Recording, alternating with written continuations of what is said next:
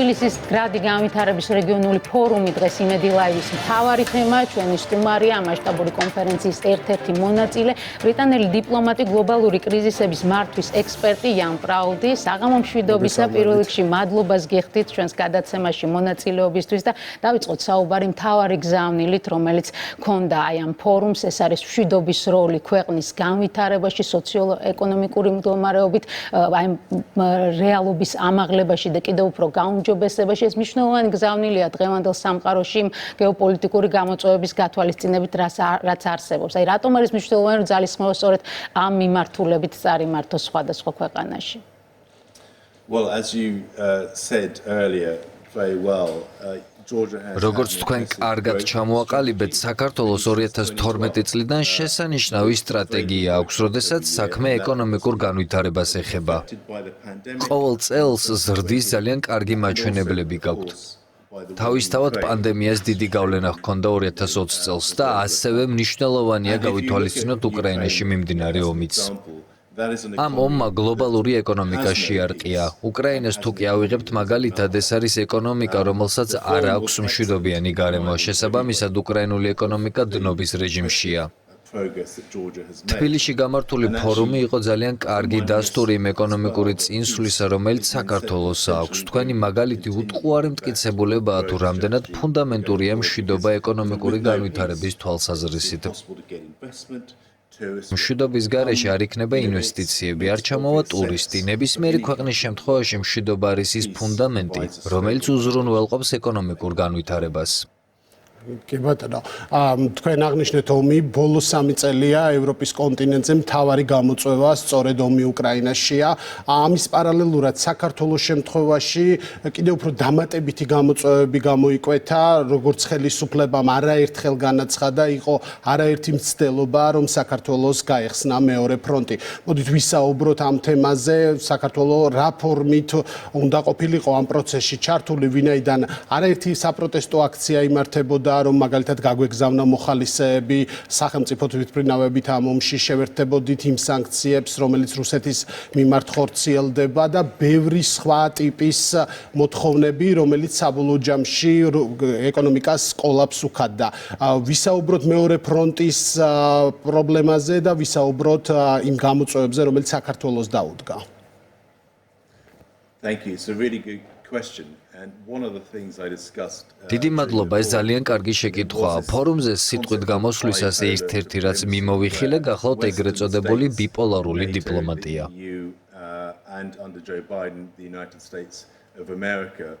გულისხმობს შემდეგს, დასავლეთი, ევროკავშირი და ნატო, ასევე ბაიდენის ამერიკა შედარებით მცირე სახელმწიფოებს, რომელმა მხარეს დადგომას და არჩევანის გაკეთებას აიძულებდნენ. მაგალითად, უკრაინას უნდა აერჩია დასავლეთი და არა რუსეთი. ყველგან საიდკენაც არ უნდა გაიხედოთ, დასავლური ძალები, განსაკუთრებით კი ევროკავშირი აიძულებენ სახელმწიფოებს გააკეთონ არჩევანი. მათი მიდგომა ან ხართ ჩვენს მხარეს, ან მაშინ რუსეთის. სწორედ ასეთი მიდგომაა საქართველოს შემთხვევაში. ეს არის ყველა თვალსაზრისით არასწორი მიდგომა. საქართველოსთვის სჯობს, რომ ყველასთან კარგი ურთიერთობები ჰქონდეს. არ არის საჭირო ნატოსა და ევროკავშირის მხარეს დადგომა, ეს თავისთავად რუსეთთან კონფლიქტს გამოიწვევს. საქართველოს ყველაზე დიდი გამოცდილება აქვს, როდესაც საქმე ეხება ნატოში გაწევრიანების მიზეზით მოტანილ დაძაბულობას.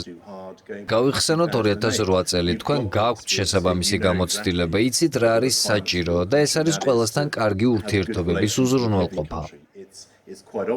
ეს ხომ ნათელია, მაგრამ ამავე დროს მაინც დასავლეთში გადაწყვეტილების მიმღები ადამიანები სხვადასხვა დედაქალაქებში ამოცემულობას ვერ იაზრებენ.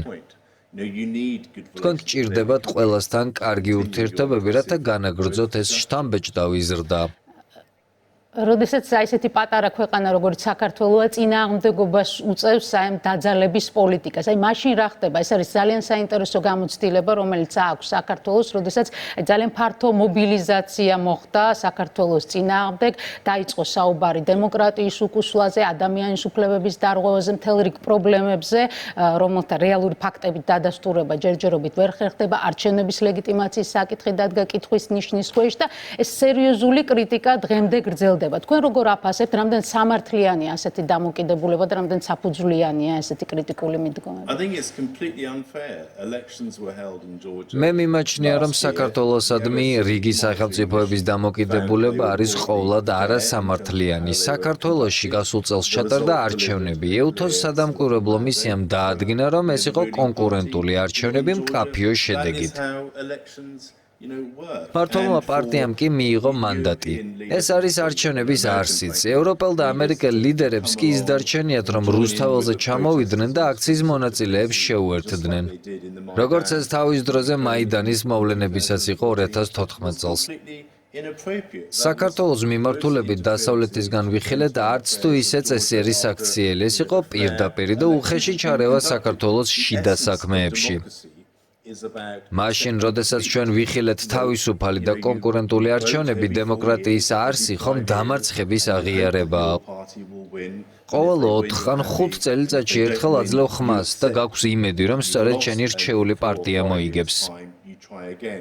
წინააღმდეგ შემთხვევაში აღიარებ მარცხს და ელი მომავალ არჩევნებს. ყოვლად მიუღებელია საუბარი შემდგარი არჩევნებისას სხვადასხვა მხრის ჩარევაზე.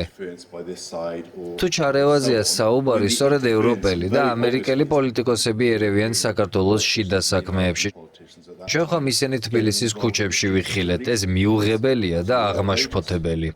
ამის პარალელურად ჩვენ ვნახეთ, რომ ქართული ოპოზიცია, არასამთავრობო სექტორი პირდაპირ ცდილობს ხელისუფლებაზე პრორუსული სიარლიყის მიწებებას, იმიტომ რომ ეს მესიჯი ყველაზე კარგად იყიდება ახლა, ამას დაემატა პროირანული და პროჩინური ასეთი ტიპის სიარლიყების მიწებება.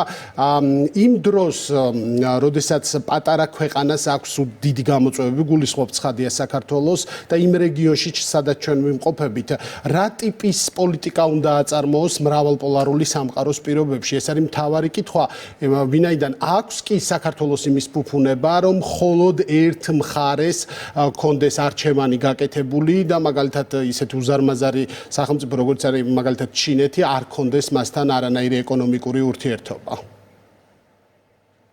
Absolutely not. You need to have relations. ურთიერთობა ყველა ქვეყანასთან საჭიროა. სასურველია კარგი ურთიერთობები. პრორუსული იარლიყის მიწებება არის სრული სისულელე. საქართველოს რუსეთის ფედერაციასთან დიპლომატიური ურთიერთობებიც კი არ აქვს და მას ამ დროს პრორუსულობაში ზდებენ ბრალს. ეს ძალიან უცნაურია. საქართველოს სხვათა შორის ძალიან დაბალანსებული სავაჭრო და საინვესტიციო კავშირი აქვს მსოფლიო მასშტაბით. მე გასულ წელს შევისწავლე ეს საკითხი არჩევნებით დაინტერესებისას და ბევრ სახელმწიფოსთან გაქვთ სავაჭრო ურთიერთობები. არის ბევრი ინვესტიცია სხვადასხვა სახელმწიფოდან. ეს ძალიან ჯანსაღი მიდგომაა და ეს ასეც უნდა გაგრძელდეს. თავად ევროკავშირი ახლა უკრაინის ომით გამოწვეულ ეკონომიკურ კრიზისში გაიზარდა ენერგიის ფასები, ხდება დეინდუსტრიალიზაცია. დიახ, სასურველია, რომ საქართველოსა და ევროკავშირს კარგი ურთიერთობები ჰქონდეთ, მაგრამ ევროკავშირი თავად ისეთ მდგომარეობაშია, რომ მას არ აქვს იმის შნო, რომ საქართველოს მიუთითოს რეფორმები. ევროკავშირს თავად აქვს ბევრი ეკონომიკური და პოლიტიკური გამოწვევა.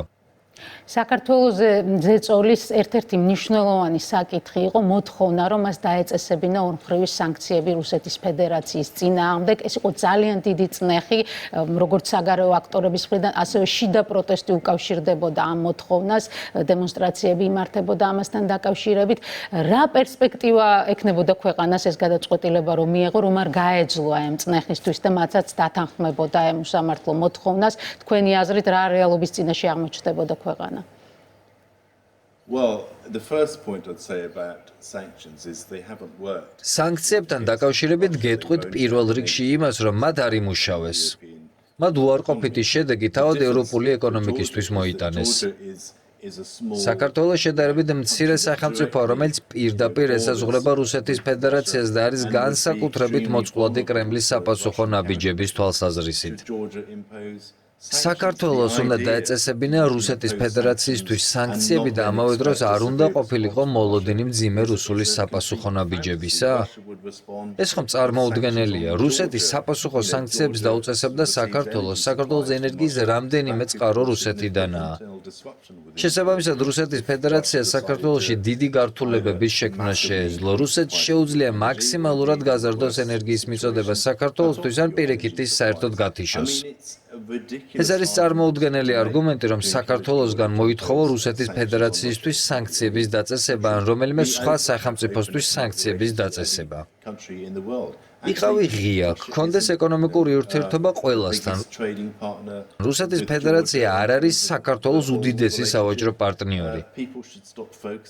არ არის საჭირო ზედმეტი ჩაციება და საქართველოს უნდა მიეცეს გადაწყვეტილების მიღების საშუალება. საქართველო თავისუფალი და დამოუკიდებელი ქვეყანაა. რო ვისაუბროთ ერთის მხრივ საქართველოსთვის ბუნებრივია რუსეთი არის დიდი სავაჭრო პარტნიორი, მაგრამ პირიქით ასე არ ხდება. საქართველოს წილი რუსეთის ბაზარზე არის 0.0 რაღაც პროცენტი. შესაბამისად, ამ თვალსაზრისით საერთოდ რა გავლენის მოხდენა შეეძლო საქართველოს?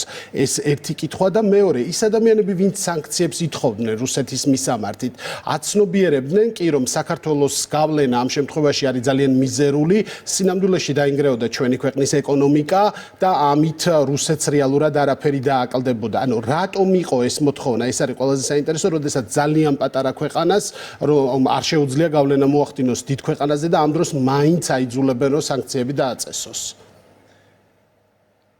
It was an unrealistic and unreasonable. რუსეთისთვის საქართველოს მიერ სანქციების დაწესების მოთხოვნა იყო არარეალური და უაზრო.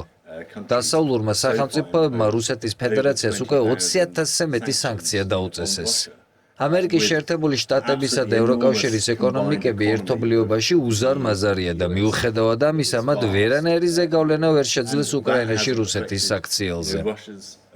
ის რომ საქართველოს შეუძლია 100, გნებავთ 120 სანქციის დამატება მოსკოვისთვის, ეს ხომ არაფრის მომტანი იქნებოდა თუ მანამდე 20,000 სანქციით ვერ მოხერხდა მიზნის შესრულება.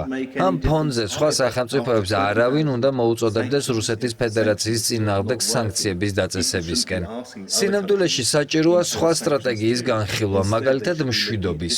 დავასრულოთ ეს ომი იმის მაგიერ, რომ სხვა სახელმწიფოებს რუსეთისთვის სანქციების დაწესება მოთხოვოთ. ეს კი როგორც თქვენ სწორედ შენიშნეთ, მხოლოდ და მხოლოდ ეკონომიკური ნგრევის მომტანი იქნება. კი ბატონო, აქვე ჩაგეკითხებით სანქციების თემაზე, იმ დროს, როდესაც საქართველოს მიმართ იყო უზარმაზარი წნეხი, ჩვენ აღმოვაჩინეთ საბოლოო ჯამში, რომ ბალტიისპირეთის ქვეყნები, რომელთაც მაგალითად საერთოდ არ აქვთ ალკოჰოლური სასმელების წარმოება, ერთ-ერთი მთავარი ექსპორტიორები გახდნენ რუსეთში, მათ შორის ვისკით, ღვინით და ასე შემდეგ. და იმ დროს, როდესაც საქართველოს ღვინის წარმოებელი ქვეყანაა და ფაქტობრივად დიდად არ გაზრდილა ეს მოცემულობა. ამ ორ მაგ სტანდარტზეც რო ვისაუბროთ, იმიტომ რომ ევროკავშირის წევრი ზოგიერთი ქვეყანა იყო მოტივირებული და ძალიან აგრესიული საქართველოს მიმართ და ამ დროს ჩვენ აღმოვაჩინეთ და ეს სოფლიო მედიამ გაარკვია, რომ ისინი პირიქით უფრო გაცხოველებული ვაჭრობდნენ რუსეთთან. რა არის ამ ორმაგი სტანდარტის საფუძველი? Well, that is a really interesting question because when you look at საინტერესო შეკითხვაა. შევხედოთ მაგალითად ენერგორესურსებს. ევროკავშირმა ჩაჭრა ერთი შეხედვით რუსეთიდან ენერგორესურსების იმპორტი, მაგრამ ამავე დროს ყიდულობს თხევად გაზს, რომელიც სამჯერ უფრო ძვირია. ევროპული პოლიტიკა დაცლილია სტრატეგიული ხედვისგან, ისინი მოქმედებენ დღევანდელი დღით. მათ არ აქვთ იდეები, მათ არ უნდათ მშვიდობა. მათ სურთ რუსეთზე ეკონომიკური ზეწოლა და სწორედ ამ გზით მივდივართ სრულიად გაუგებარ პოლიტიკამდე. გავიხსენოთ ქართული ღვინო და გამოვიყენებ ამ ეთერს თქვენი შესანიშნავი ღვინის შექებისთვის. შევხედოთ მოლდოვაში წარმოებულ ღვინოს და გვექნება შესანიშნავი მაგალითი. მოლდოვამ კი აირჩია რუსეთთან კონფრონტაცია, რუსული ბაზრიდან კი მოლდოვაში წარმოებული ღვინო გაქრა. არ არის საჭირო დაპირისპირება, არ მისცეთ ევროპელ მაღალჩინოსნებს უფლება გაიძულონ თქვენთვის და თქვენი შესანიშნავი ქვეყნისთვის ზიანის მომტანი გადაწყვეტილებების მიღება. ჩვენ ნაწილობრივ უკვე შევეხეთ იმ საკითხს, როგორ დაიწყო რუსეთის შეჭრის შემდეგ უკრაინაში საპროტესტო მოძრაობა საქართველოში, წნეხი საქართველოს ხელისუფლებაზე და ახსენეთ კიდეთ მაიდანიზაციის სცენარი. მართლაც ძალიან მნიშვნელოვანი იყო იმის აღქმა და დაკვირვება იმაზე, თუ როგორ გავდა ეს ორი პროცესი ერთმანეთს, ის რაც ხდებოდა თბილისში და ის რაც 2014-ში ხდებოდა უკრაინაში. აი შეიძლება თუ არა ეს ნათლად გავავლოთ ეს პარალელი თქვენი დაკვირვებით, როგორ წარიმართა ეს პროცესი თავისი საპროტესტო აქციებით, იმ სახეხატებით, რომლებიც გამოყენებული იყო ამ საპროტესტო აქციებზე და რა თქმა უნდა არასამთავრობო სექტორის ჩართულობით და მონაწილეობით. თქვენ რას ფიქრობთ ამ საკითხზე? Well, in the Maidan situation, there was a figure. მაიდანის მოვლენებისას მათ აირჩიეს სამიზნე ფიგურა და მას უწოდებდნენ პრორუს. ამავე დროს იყო ხალხი, ვინც გადაწყვიტა, რომ ისინი იყვნენ პროევროპელები. მაიდანზე მდგომი ხალხი. როგორც აქ თბილისში, კიევშიც ჩაიყვანეს პოლიტიკოსები, ქუჩაში ადამიანებს შეახვედრეს, დადგეს სცენებზე და ათქმევინეს სიტყვები: თქვენი ადგილი ჩვენთანაა ევროპაში, ნატოში. ზუსტად იგივე ტექსტები გვესმოდა კიევშიც. ვნახეთ იმავე თბილისში, ძალადობა მაიდანზე, ძალადობა თბილისში.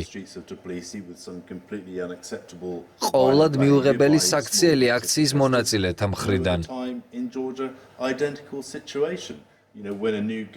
საქართველოში შექმნეს იდენტური სიტუაცია. უკრაინაში ასევე დასვეს ახალი ხელისუფლება.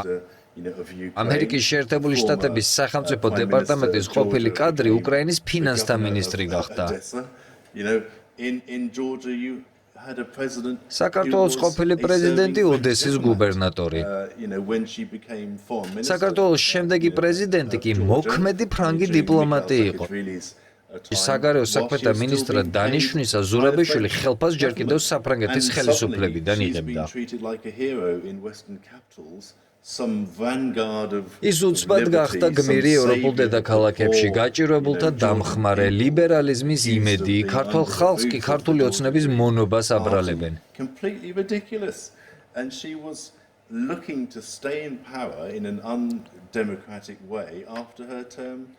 გაუგონარი სისულელეების კორიანტელი შექმნეს და ეს ქალი საპრეზიდენტო უფლებამოსილების ამოწურვის შემდეგ კიდე აპირებდა არადემოკრატიული გზით ხელისუფლების სათავეში დარჩენას.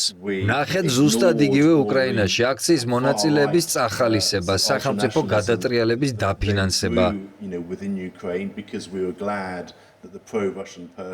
დასავლეთმა თვალი დახუჭა უკრაინაში მემარჯვენე რადიკალიზმზე და აი ხედავთ რა დღეშია ახლა უკრაინა. მიმაჩნია, რომ საქართველოს ხელისუფლებამ ძალიან კარგად გაართვა თავი ამ პროცესს, ისინი მოიქცნენ ზუსტად ისე, როგორც საჭირო იყო. საქართველოს მაიდანიზაციის მცდელობა იყო გულისამრევი და ამ ყველაფერს შესაბამისი ქართული უწყებების მიერ გაეცა შესაბამისი პასუხი. კი ბატონო. შევეხოთ ამ პროცესის კიდევ ერთ რგოლს, ეს არის არასამთავრობო ორგანიზაციების აქტიურობა. ჩვენ რაღაც ეტაპზე ვხედავდით პოლიტიკური პარტიების აქტიურობას, თუმცა შემდეგ აღმოჩნდა, რომ ამ ბრძოლის წინახაზზე გამოვიდნენ NGO-ები, მდიდარი NGO-ები, როგორც მათ ხელისუფლება უწოდებს და ამის შემდგომ USAID-ის кейსმა საერთოდ დაგვანახა რა ვითარება, რაში იხარჯება ეს ფული და სინამდვილეში რა მიზნებს ხმარდება. მოდით ამ პროცესით შევეხოთ, იმიტომ რომ ერთის მხრივ საქართველოს მისამართით კრიტიკა და ძალიან დიდი დოზით კრიტიკა ევროკავშირიდან მოდის სწორედ იმიტომ, რომ NGO-ების გამჭვირვალობა მოითხოვა საქართველომ, ამერიკული ფარა მოქმედებს უკვე საქართველოში, რომლის მიზანია რომ ყველა თანხა, რომელიც NGO-ებს გადმოერიცხებათ, იყოს გამჭვირვალე და ამის გამო საქართველო იმსახურებს ევროკავშირის მხრიდან სერიოზულ კრიტიკას. საინტერესოა, რა როლი აქვს NGO-ებს ზოგადად ასეთი ტიპის პროცესებში და უნდა იყოს თუ არა ეს ფინანსები გამჭვირვალე?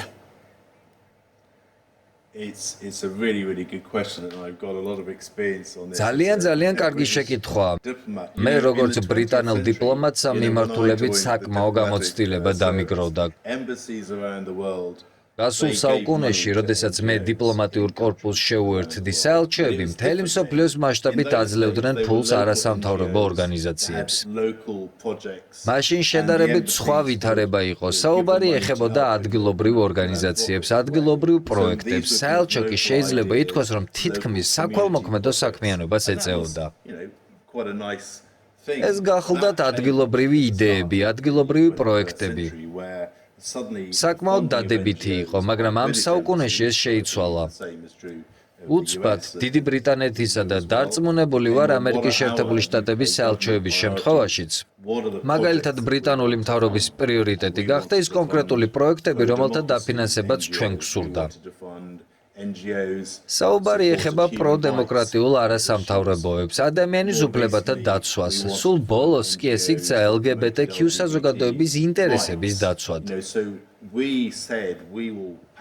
ჩვენ ვამბობდით, რომ დავაფინანსებთ იმ არასამთავრობო ორგანიზაციებს, რომლებიც ამ მიმართულებით იმუშავებენ. ეს ღია ინფორმაცია, შეგიძლიათ ნახოთ ბრიტანეთის ხელისუფლების შესაბამის საიტებზე. სინამდვილეში ეს ნიშნავს, რომ შეიქმნებოდა სწორედ ისეთი არასამთავრობო ორგანიზაციები, რომლებიც შეძლებდნენ ამ დაფინანსების მიღებას, ხედავდნენ, რომ იყო ფული დემოკრატიული ღირებულებების წინწაწევისთვის. ადამიანის უფლებების დაცვისთვის, ტურიზმი, LGBTQ საკითხები და შესაბამისად ეს ორგანიზაციები ქმნიან პროექტებს სწორედ დაფინანსების მიღების მიზნით. ეს სქემა სწორედ ასე მუშაობს. მოსკოვში ბრიტანეთის საელჩოში საქმიანობისას ჩვენ ყოველ წელს 7 მილიონ ფუნტს ვხარჯავდით რუსეთში მოქმედი არასამთავრობო ორგანიზაციების დაფინანსებისთვის. ეს უკანონო ქმედება იყო რუსული კანონმდებლობის თანახმად. საელჩო აძლევს ფულს არასამთავრობოს და ისინი ხდებიან ჩვენი აგენტები. ეს ასე მუშაობდა. ადამიანის უფლებები, დემოკრატიული ღირებულებები და LGBTQ საკითხები აი ამ თემებზე სამუშაოდ მილიონობით და მილიონობით ფუნტს მოგცემთ ბრიტანეთის მთავრობა. დოლარს, ევროს, იენს, რა ვალუტაც არ უნდა იყოს, რაც გინდა ყოველ წელს. ეს არის მასიური ინდუსტრია და საქართველოში არასამთავრობოების გამორჩეულად მაღალი რიცხვია, ვინაიდან საქართველო არის სამიზნე და სწორედ ამიტომ გვხვდება თბილისის ქუჩებში ის სცენები, რომლებიც ვიხილეთ დასავლურ მედიაში გახმოვანებული შესაბამისი ნარატივით.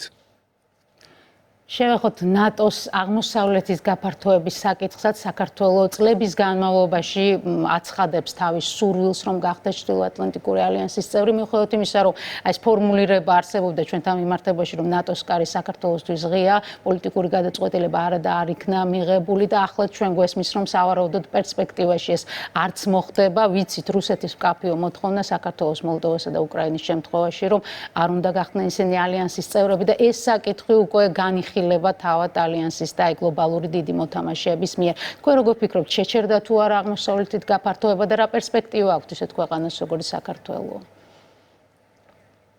Well, I think Georgia should absolutely never join NATO. მიმაჩნია, რომ საქართველო ნატოში არ უნდა გაწევრიანდეს.